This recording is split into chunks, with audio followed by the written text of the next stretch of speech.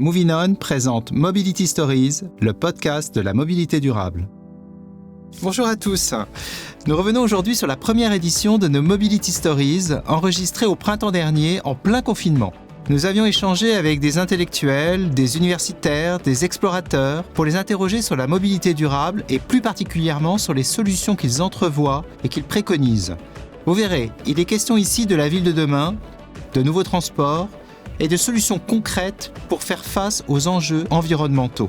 Je vous propose de réécouter Jean-Pierre Orfeuille, professeur à l'école d'urbanisme de Paris, Mathieu Flonneau, historien, enseignant, chercheur à l'université Paris 1, et Jean Viard, sociologue et chercheur au CNRS.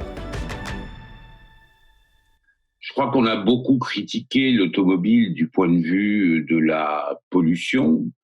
Et je crois que son problème principal, c'est que c'est un véhicule qui est conçu pour pouvoir transporter 4 ou 5 personnes à peu près 130 km/h sur autoroute et qu'on l'utilise en ville, seul, au volant, avec un contexte où le 50 km/h en ville est la limitation maximale et le 30 km/h, les zones 30, se répandent.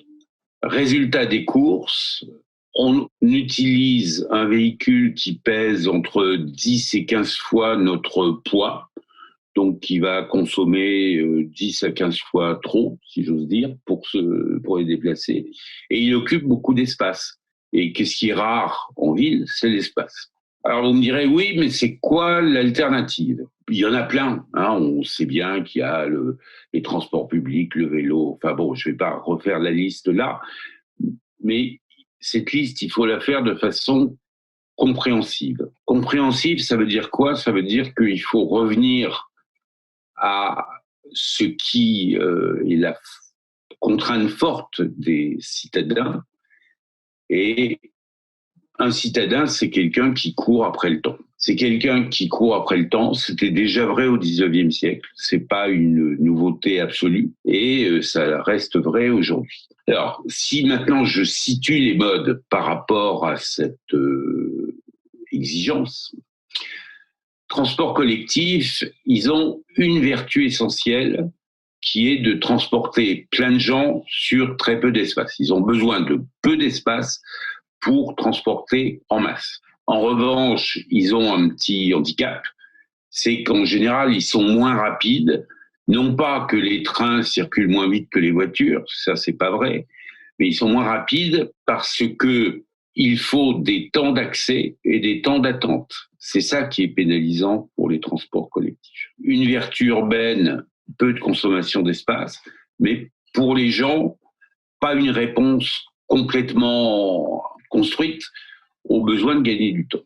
Si maintenant je prends les autres modes, alors ce qui a été très très à la mode, là, c'est les trottinettes électriques. Alors, je dirais tous les modes légers. Je pars de la trottinette électrique, vélo assistance électrique, éventuellement vélo à hydrogène. Qu'est-ce qu'on peut en dire ? En gros, c'est des choses qui nous permettent d'aller 2, 3, 4 fois plus vite pour les plus sportifs que la marche.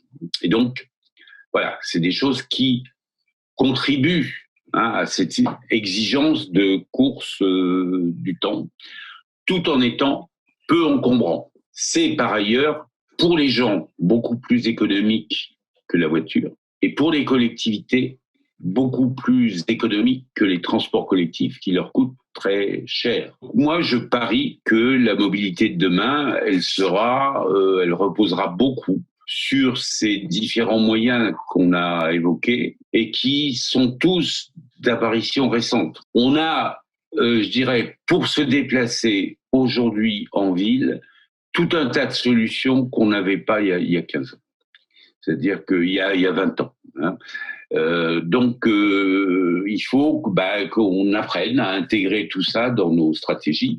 Et je crois qu'on commence à le faire avec les pistes cyclables, là, provisoires ou définitives.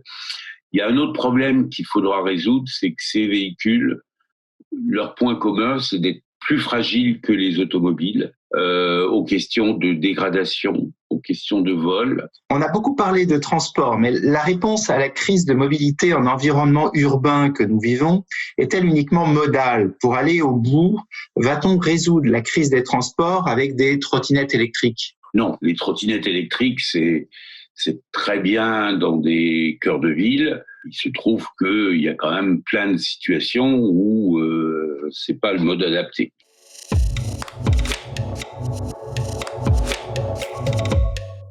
Il y a aussi une notion importante qui est la notion de sécurité et d'inclusivité. C'est-à-dire qu'aujourd'hui, utiliser un vélo, une trottinette, on est finalement moins protégé que lorsqu'on est en voiture. Et la mobilité a un élément sécuritaire qui est extrêmement important. La capsule idéale qui est la voiture autonome, effectivement, pose différentes questions à l'historien de l'automobilisme. Mais le véhicule autonome peut aussi avoir des intérêts inclusifs évidents, générationnels, y compris en milieu urbain. Alors générationnel, je parle cette fois-ci de l'autre extrémité de l'âge de la vie, les âges de dépendance, c'est une évidence. Pour ne pas parler des personnes à mobilité réduite qui peuvent trouver également dans les véhicules autonomes une logique.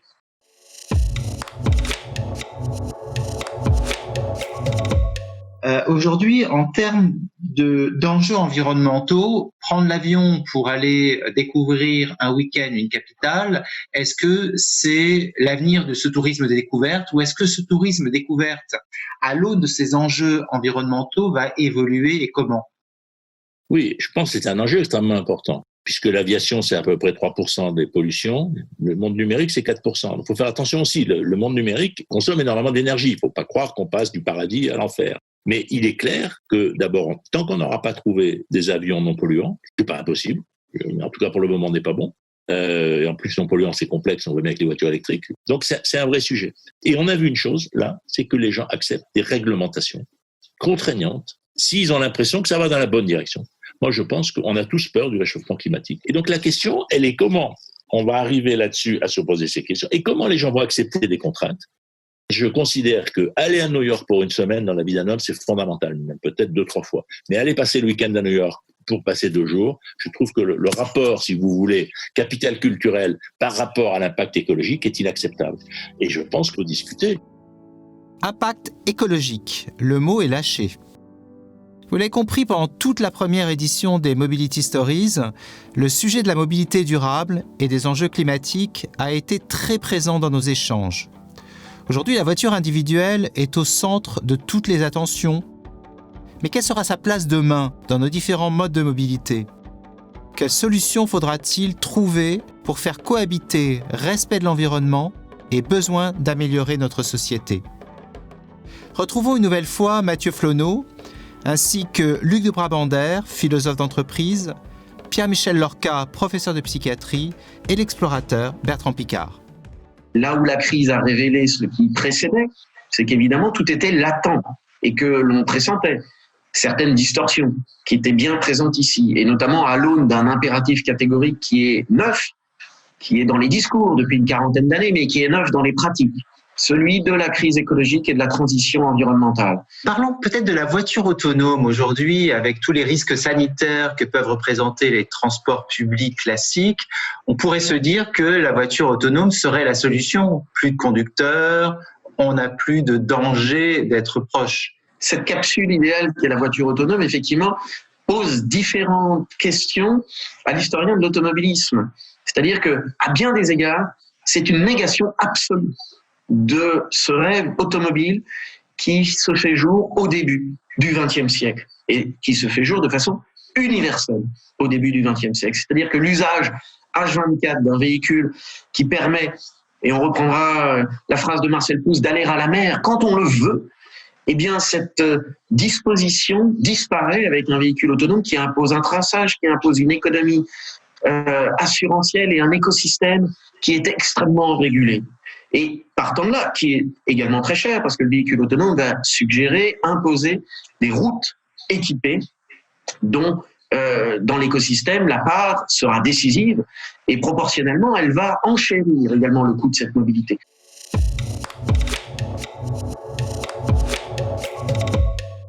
La mobilité, on peut la vivre comme un changement de technologie tout en gardant les mêmes habitudes, ou bien également comme un changement des habitudes. Et c'est ça, je crois, qu'on va devoir faire dans les années qui viennent.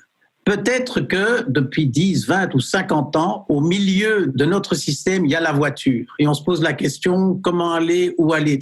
Peut-être qu'on doit faire comme Copernic, accepter de ne plus mettre la voiture au milieu de la slide, au milieu de ce que nous avons devant nous, la mettre sur le côté et voir au milieu quoi ? Je ne sais pas. Peut-être d'autres habitudes, d'autres réflexes, d'autres manières de passer les vacances. Je ne sais pas.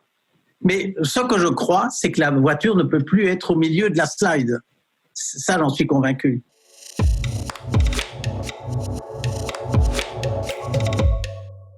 Le monde d'avant, son défaut, c'était d'être un monde de gaspillage, un monde de manque de respect pour l'environnement, pour les autres, un monde d'inégalité, d'inéquité même, de pollution, de gaspillage de ressources naturelles.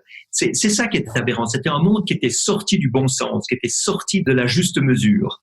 Par conséquent, le monde d'après, moi, je ne le considère pas du tout comme un monde qui doit être immobile, où on doit arrêter de bouger, où on doit arrêter de découvrir. Mais c'est un monde qui doit être efficient.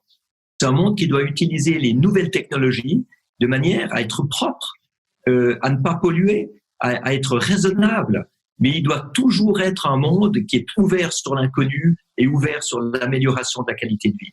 Avec la Fondation Solar Impulse, notre but, ce n'est pas seulement d'avoir des solutions bonnes pour la planète, c'est aussi d'avoir des solutions qui sont bonnes pour l'économie. Parce qu'il faut bien voir que ceux qui prennent les grandes décisions dans notre monde sont des gens qui sont avant tout préoccupés par le profit industriel et par la création d'emplois, avant d'être préoccupés par la protection de l'environnement. Les solutions que nous sommes en train de sélectionner, c'est des solutions qui sont des technologies propres, des énergies renouvelables, des systèmes, des produits, des matériaux, des programmes, des objets qui ont tous un rôle pour protéger l'environnement, mais en même temps pour faire du profit et pour créer des emplois. Que répondez-vous à ceux qui prétendent que l'environnement sera le grand perdant du retour à la normale ? Je réponds que si c'est effectivement le cas, notre monde est perdu. Parce que ça veut dire qu'on n'aura pas saisi l'occasion en or qu'on a aujourd'hui pour construire un nouveau monde. Aujourd'hui, il y a des trillions de dollars et d'euros qui sont déversés sur les marchés pour pouvoir aider l'économie. Mais aider l'économie, ça ne veut pas dire de rester dans le train-train du passé où on était déjà, avant la crise du Covid, à la limite d'une récession. Non, aider l'économie, ça veut dire leur permettre de reconstruire quelque chose de nouveau, de plus efficient et de plus performant. C'est la fin de ce podcast sur la mobilité durable, où l'on s'est projeté dans la ville de demain, mais aussi dans les nouveaux transports et les solutions concrètes pour faire face aux enjeux environnementaux. Un grand merci à Jean-Pierre Orfeuille, à Mathieu Flonneau, à Jean Viard, à Luc de Brabander et à Bertrand Piccard d'avoir pris le temps de nous parler en cette période si particulière de confinement. Merci à tous ces acteurs de la mobilité, mais également aux intellectuels, professeurs ou explorateurs qui ont partagé avec nous les solutions qu'ils entrevoient et qu'ils préconisent. Car c'est aussi ça, Moving On, un courant de pensée et d'action qui rassemble tous ceux qui croient que le monde sera demain plus mobile, plus sûr, plus raisonnable, et cela dans le respect des enjeux environnementaux et sociétaux auxquels nous sommes confrontés. Dans les prochains podcasts, nous parlerons du besoin universel et très actuel de la mobilité. Nous parlerons également du monde d'après. Et nous verrons que l'être humain possède, dans ses qualités, la volonté d'explorer son environnement, quelle que soit la situation.